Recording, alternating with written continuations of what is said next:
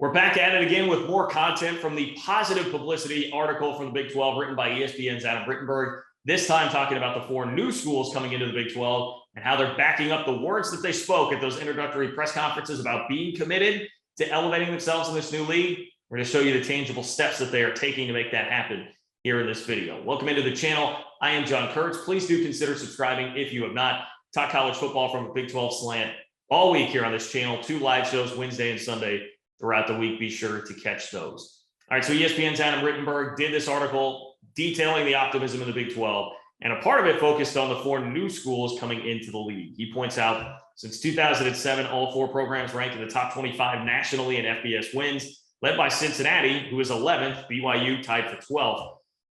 But there are some transitional issues sometimes for some of these programs, starting with BYU and FBS independence since 2011. They have many qualities of a Power 5 program, Rittenberg says, but the Cougars also have a national fan following. They average more than 60,000 fans at home games. They have a national title, 5 top 20 finishes since 2006. And of course, last year they went 5-0 against the Pac-12. But there is an operational gap to close here for BYU, and that is one thing that Rittenberg really hits on here. There's a quote from Tom Holmoe, who is the athletic director at BYU. He says, "We try to be like a Power 5 school on a Group of 5 budget." And that is one of those things that I think is important to dive into here. There will have to be some financial commitments made by these schools, certainly to elevate to the level of the Big 12. The good news for Holmoe is BYU donors are ready to step up before the Big 12 move. The article says, quote, "I don't think our fans, our donors, or even internally, it's not like we're giddy. We had that giddiness for a week. Then it was like, we're in. Now let's go. Let's start getting ready." So that seems to be the attitude from BYU. No just standing there admiring the view at the top of the mountain after finally getting a Power 5 conference invite. They're trying to put rubber to the road and actually make this happen. And it makes a lot of sense to me that BYU would have this approach because they have been waiting for a long time. There have to have been meetings and lists already prepared of things that they would do or need to do if this ever were to happen. And it is a school that, despite the budget, operates largely in a lot of ways with a national fan base like a Power 5 program. So I would think that they would be as ready as anybody to make this sort of transition. Here's what BYU plans to do. The changes will come in the areas such as football staff, where BYU is, quote, a few numbers down from every Big 12 program. Holmoe doesn't want to simply match Big 12 schools job for job, but rather add positions that can help BYU expand its recruiting reach beyond the core base of players with backgrounds from the Church of Latter-day Saints. Now, that is something I think is important for BYU to realize. You probably are going to have to differentiate where you're recruiting, expand your recruiting profile a little bit. And it's a similar situation to like Stanford, Notre Dame, schools like that have really high academic standards, can limit and cut down the pool of players that you're choosing from. Sometimes you want to try and expand that without compromising who you actually are. That can be a difficult thing to do. But if you are going to do it, you're going to need more staff, because think about how crazy the recruiting staffs, support staffs, all of that stuff are at the Alabama, Georgia, those schools of the world, et cetera. You have to at least try to remain somewhat competitive there.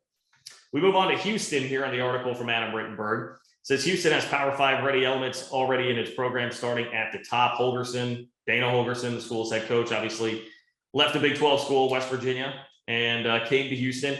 They're even paying the defensive coordinator, Doug Belk, $1 million annually. And that, to me, suggests that the commitment is definitely there financially from Houston to be a Power 5 school. If you're going to pay your defensive coordinator $1 million, that's legitimate commitment. I wish K-State would go pay an assistant coach $1 million, be that type of school. They're not right now.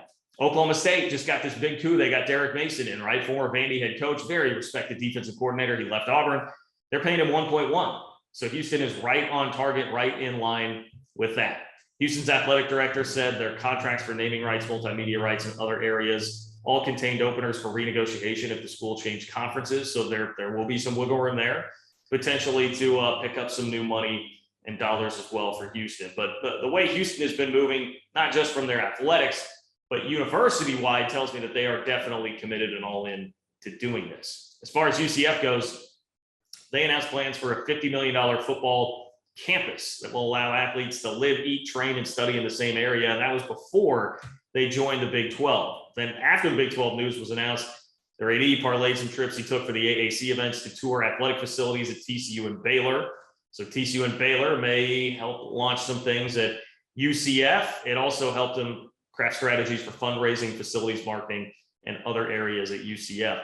One thing it mentions here, and I think this is obviously why this is a big part of the allure of UCF, is they're in Orlando, which is a growing media market that apparently recently surpassed Miami in size. I did not know that, but UCF is hoping to capitalize on that and leverage that. Plus, it's a fan base and an alumni base that skews young because the school is less than 60 years old.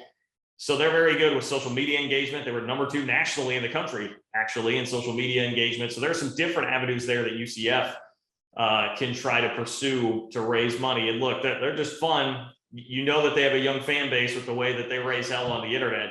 UCF, I think, is a very fun and needed fan base from that standpoint. Finally, we get to Cincinnati. Cincinnati, according to Rittenberg, is emphasizing digital strategies to increase its audience, which grew substantially during the college football playoff run. Athletic director John Cunningham joked that it is a fun time to walk in the donor's office as Cincinnati raises funds for a $100 million capital campaign, which will address areas such as nutrition and athlete wellness. Cunningham wants Cincinnati to be day one ready when they walk into the Big 12. Now, I understand this, and that's great, and I don't know what the facility situation is like at Cincinnati. And facilities are great and wonderful, and you do need to have competitive facilities at least. But I would say, if you're setting aside, if you're earmarking $100 million, make sure some of that is going to be for NIL. Make sure some of that is going to be for recruiting staff. I think those things matter these days more than facilities for these kids. So I hope Cincinnati, and I would imagine that they're certainly doing some of that too. When they're in a big city, I mean, there are more opportunities to get money from advertisers, et cetera, for the kids there. Luke Fickell feels fortunate the program will be well into his tenure when it joins the Big 12, but there are new issues to address, including staffing, as Cincinnati lost 3 assistants after last season to Power 5 programs, LSU, Ohio State, and Notre Dame. Well, first of all, you know you're doing a hell of a job when you're losing coaches to LSU, Ohio State, and Notre Dame. I mean, my God, like, I would put that on my resume if I were Luke Fickell. But that is something, you can't be losing those coaches. You have to be at least in a competitive ballpark to keep every coach from leaving for a job like that. You're not going to stop all of them, or maybe even most of them, but you need to keep some of them. And look, Oklahoma, there's no shame in this. Oklahoma State lost their defensive coordinator to Ohio State this offseason, right? So it happens. It's going to happen if you're a school that is having success. But you want to at least make a competitive offer so that if somebody is like Fickell and says, hey, I like this situation, I like where I'm at, if I can at least make competitive enough money, I'll pass up on some of the extra money to stay here in this situation. So I think that's smart thinking by Cincinnati as well. Look, in conclusion, I never thought there was any real reason to doubt the want to and the drive of these schools to make it happen. I'm sure they are going to leverage everything that they have right now to make this a success when they come into the league. It's fun, honestly, to read about that and see what's happening around the league, especially in an article that is some positive publicity for once for this league, that at least most of you watching definitely love. Thank you for tuning in today. Again, please subscribe if you have not. We talk college football from a Big 12 slant here on this channel. Follow me on Twitter at JL Kurtz, subscribe, and I will talk to you guys soon.